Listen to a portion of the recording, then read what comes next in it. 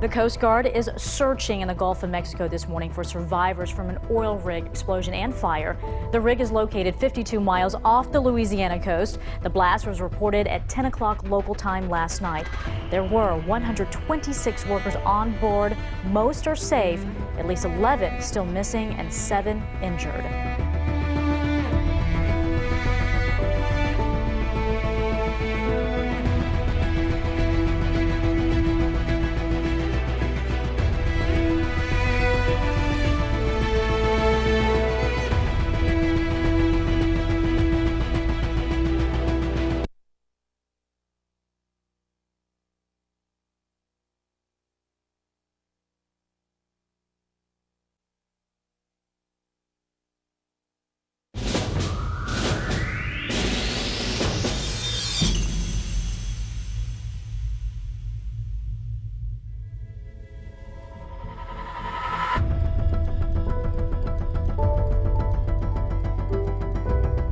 The Coast Guard is searching in the Gulf of Mexico this morning for survivors from an oil rig explosion and fire. The rig is located 52 miles off the Louisiana coast. The blast was reported at 10 o'clock local time last night. There were 126 workers on board. Most are safe, at least 11 still missing, and 7 injured.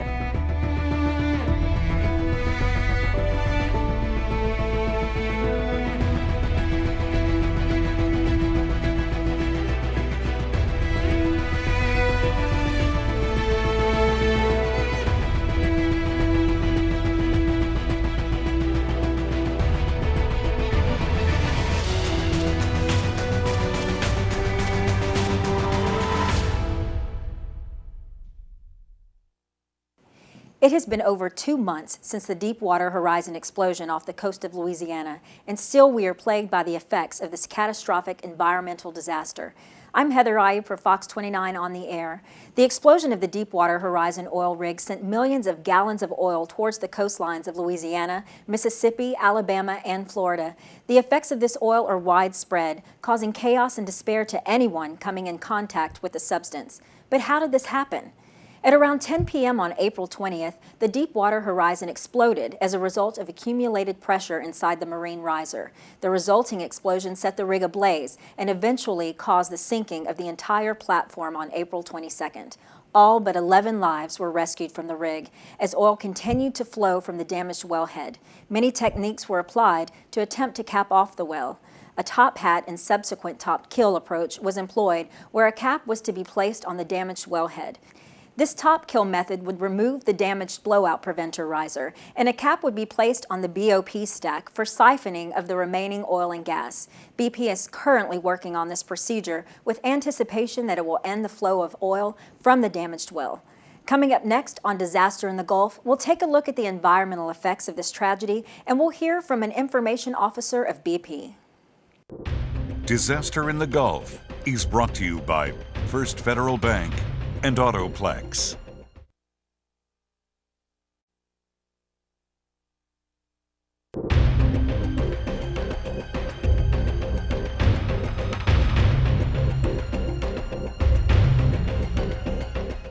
Thick oil is devastating Louisiana's bayous. The Gulf oil spill has put an end to shrimping, oyster beds, and fishing in over 78,000 square miles of federal water. Fox Business Network's Jeff Flock takes a tour of the ecosystem. Take a look. When you get out into the marsh and out into the bayou, you really begin to see the enormity of this problem. I mean, I'm wading through this. It's very difficult, obviously, to walk here out on the bayou, but I'm completely surrounded by this oil slick, sludge, and water. It goes about 2 to 3 inches beneath.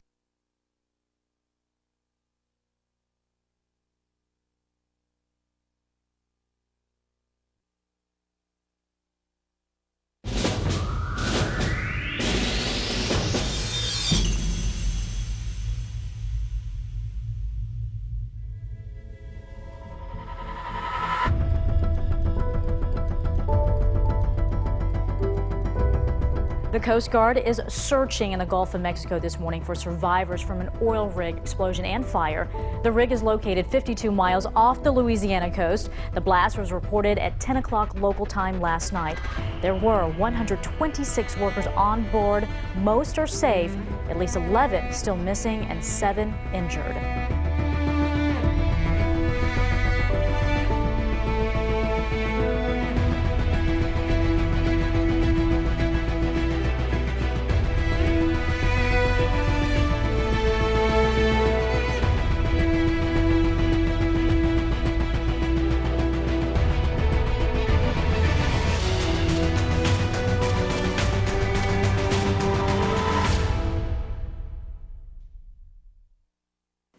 It has been over 2 months since the Deepwater Horizon explosion off the coast of Louisiana, and still we are plagued by the effects of this catastrophic environmental disaster. I'm Heather Ayub for FOX29 on the air.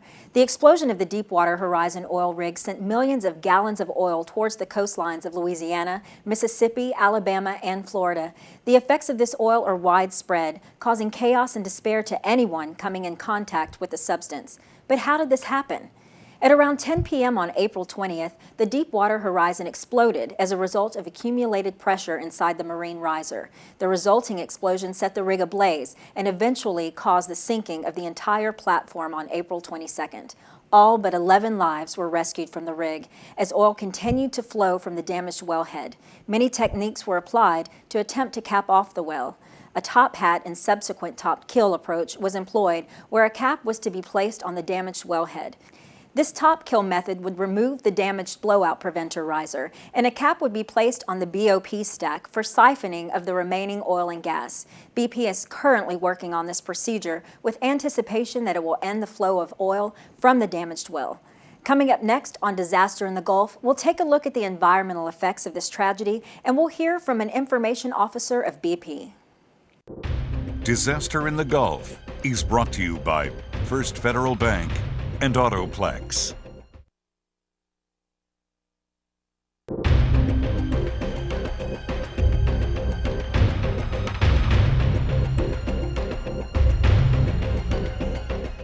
Thick oil is devastating Louisiana's bayous. The Gulf oil spill has put an end to shrimping, oyster beds, and fishing in over 78,000 square miles of federal water. Fox Business Network's Jeff Flock takes a tour of the ecosystem. Take a look. When you get out into the marsh and out into the bayou, you really begin to see the enormity of this problem. I mean, I'm wading through this. It's very difficult, obviously, to walk here out on the bayou, but I'm completely surrounded by this oil slick, sludge, and water. It goes about 2 to 3 inches beneath the surface, and it just surrounds us here. This is an industry down here. They make fish oil and other fish meal and other things out of these, as well as using them for bait. As you can see, this population is pretty well gone.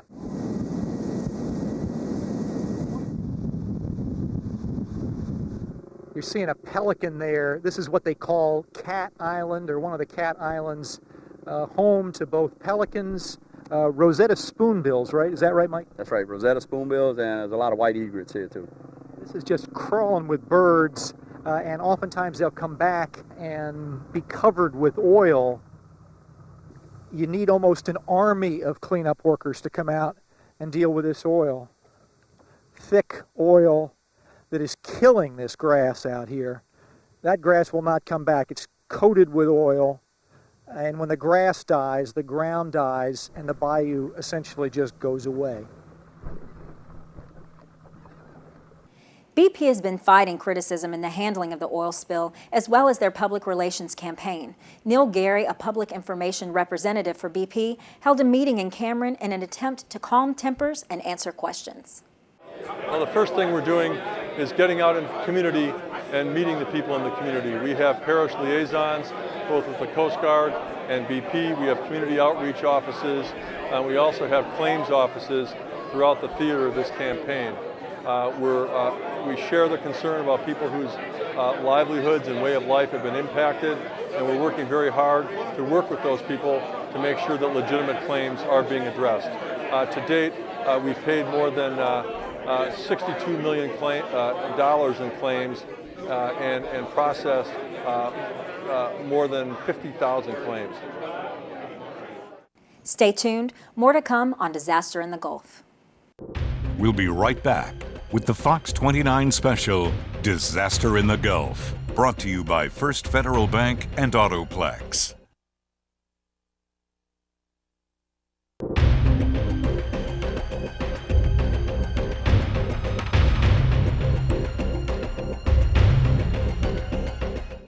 Welcome back. We sat down with Professor of Environmental Sciences, Dr. Frank Phillips, for his take on the oil spill and coastal recovery. Dr. Phillips, as a professor of environmental science, I'm sure you've been following closely the news and the oil spill being in the headlines. What's your view on everything? Do you think it's been over-dramatized? What are your viewpoints about that? You're correct. I have read a lot of material. It is the term tragedy occurs repeatedly, and it is, but I think portions are overblown, overstated. The situation is serious. I don't mean to play it down, but things will improve. It will take time, but they will improve both from the ecological, from the environmental point of view. My concern is more with the human aspect, with the effects on those communities particularly that have been dramatically affected. Their recovery will unfortunately probably be longer than the natural recovery. So let's talk about the environmental aspect of it. I've heard that Mother Nature kind of has a way of taking over.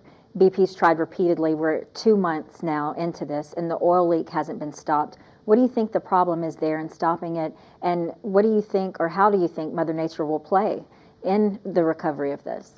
The problem, as I think I understand it, is there is so much pressure that is driving the crude oil that we just have not been able, with the technology that has been applied, just have not been able to stop it.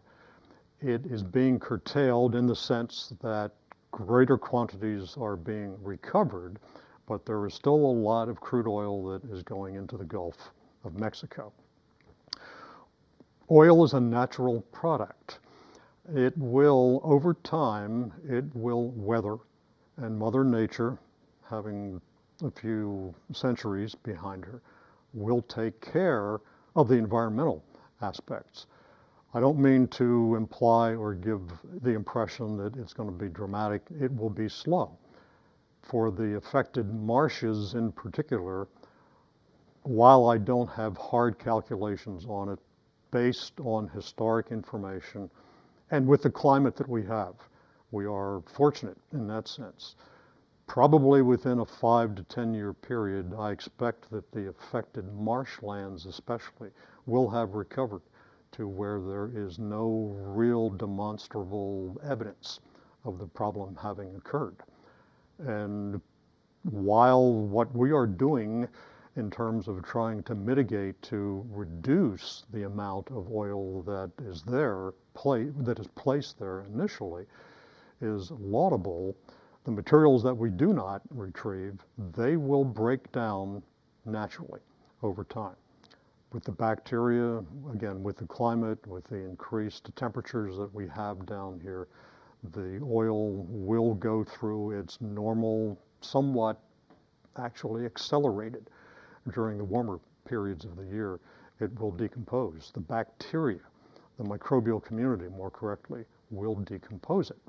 And when it comes back, the marshlands will be abloom. They will be dramatically improved in terms of the communities because of all of the energy that is tied up in the oil materials. So there's a silver lining somewhere Yes. down the road. Yes. That's good to know. And let's talk about the wildlife. And we see countless birds and covered with oil. Yes. That is a tragedy in Yes. seeing that. How much does the weather and the currents affect this? Is it inevitable that it's all going to come along the shore? Will it stay out in the ocean? How will all of that kind of fall into place? The hydrodynamics of the Gulf of Mexico are pretty well understood, both mathematically, chemically, physically, the entire gamut. We, on the western side of the state, absent a major climatic event, such as a couple of hurricanes blowing from the wrong, we will probably be okay. Most of the material will, in all probability, stay pretty much in the eastern portion of the Gulf. The shorelines of our sister states, Mississippi, Alabama, Florida, some of them are seeing evidence already in the tar balls and the intermediately viscous materials that are washing up. The loop, as it is referred to, which essentially it's a clockwise circulation, will keep the materials moving toward our northeast and east. The only difficulty would be if there were some type of a catastrophic climatic change and those volumes of water were shunted into the West Gyre, as it's known, then Texas and we would see some evidence. We'll be right back with the Fox 29 special, Disaster in the Gulf, brought to you by First Federal Bank and Autoplex.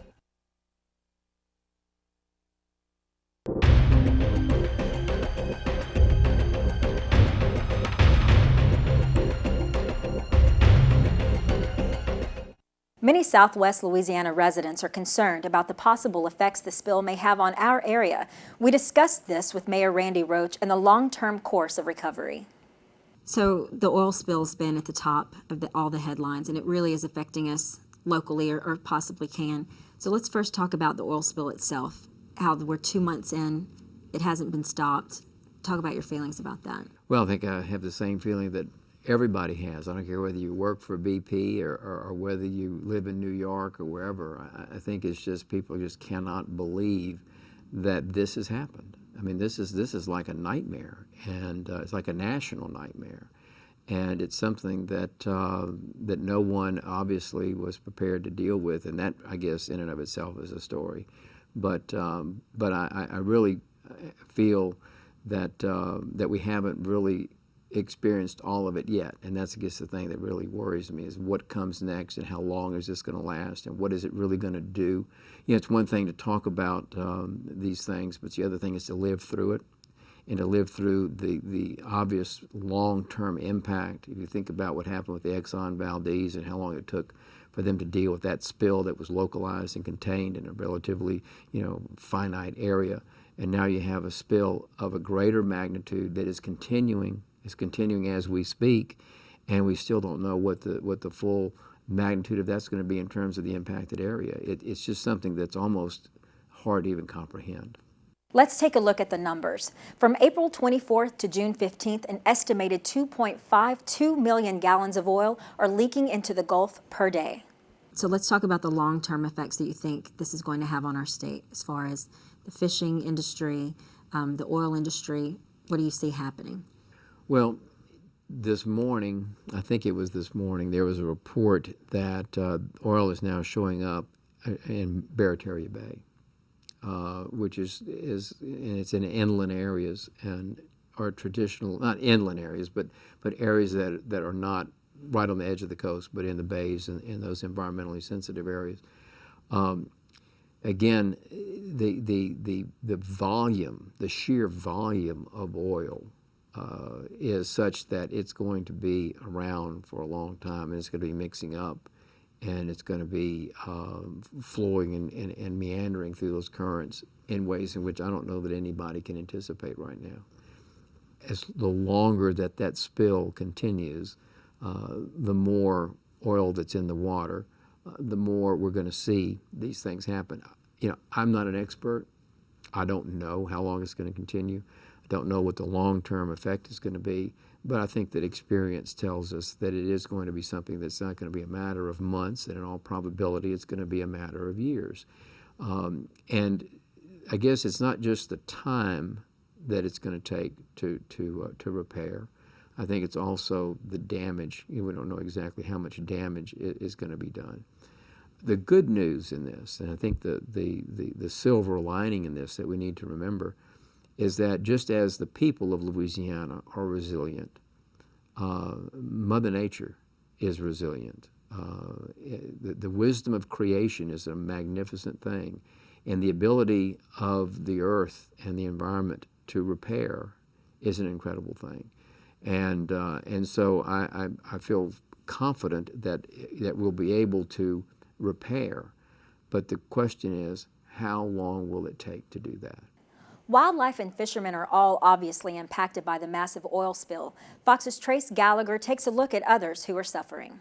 It's difficult to watch, and for people living in coastal Louisiana, it's even harder to live with. But in the one place where you might expect people to support the president's 6-month moratorium on deepwater oil drilling, for many, the opposite is true. To me, the oil field is the heartbeat of America. And there's a lot of people out here, good people, good safety record. And it's devastating. The Louisiana Oil and Gas Association estimates that 1 in 5 jobs in Louisiana depends directly on the oil industry. Currently, there are 33 rigs in the Gulf that have been idled by the president's May 28th moratorium. Some say a 6-month ban is drastic but needed in light of the continuing oil spill. Lawmakers from Gulf Coast states are fighting the moratorium, among them 2 Republicans, Senator David Vitter from Louisiana and Representative Pete Olson from Texas, who have proposed legislation to end it. So far, there's no sign the White House intends to revisit the issue. In Venice, Louisiana, Trace Gallagher, Fox News. I think that the idea behind the suspension was that we're going to see what else we should require them to do or give them time to develop the technology. I don't think that there's a company today that would want to be in the same situation as BP. They can't afford it financially. They can't afford it, just mentally. They can't afford it. And so whoever comes in to apply, I think, is going to make sure that they can do what they're asking to do, and we can make sure that they can do what they're asking to do. So I don't think the answer is a 6-month moratorium, because what happens is that you do a 6-month moratorium, and in all probability it leads to an extended moratorium, which means that you're starting to push companies away, because companies have pressure. They have a responsibility to shareholders. They have a responsibility to maintain their profitability, and they can't just sit back and not do anything. It costs money to idle equipment. It costs money to idle people, and so they've got to keep equipment in place. They've got to keep people working and keep the company operating. Companies cannot afford that, and so what happens is those companies then move away, and so a 6-month moratorium becomes a year or more.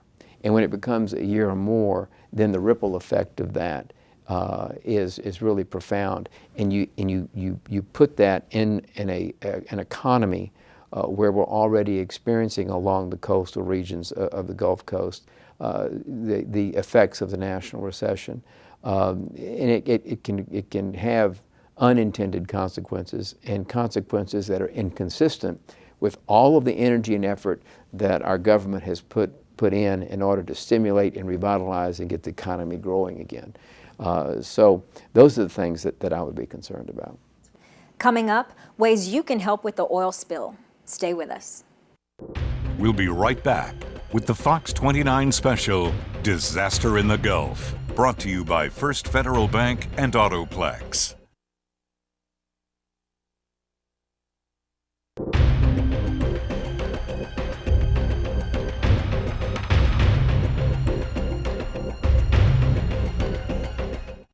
Disaster in the Gulf concludes tonight with ways that you can help with the oil spill recovery. There are so many of you waiting to participate in ground efforts, only to be turned away when learning you must be certified in handling toxic material to do so. But there are ways to help. You can visit audubon.org to find the latest updates on cleanup teams and opportunities to donate to their foundations. You can also check out the website of Louisiana Wildlife and Fisheries for more information on their efforts to save the animals who are casualties of the spill. We leave you with one last look at the sights and sounds of the disaster in the Gulf. Good night, everyone. Once you get this heritage going, passed from father to son, it'll be over with. We only do it because we love to do it. I wouldn't never start out the day as a young man doing this, you know. Not the way it is after all this, you know.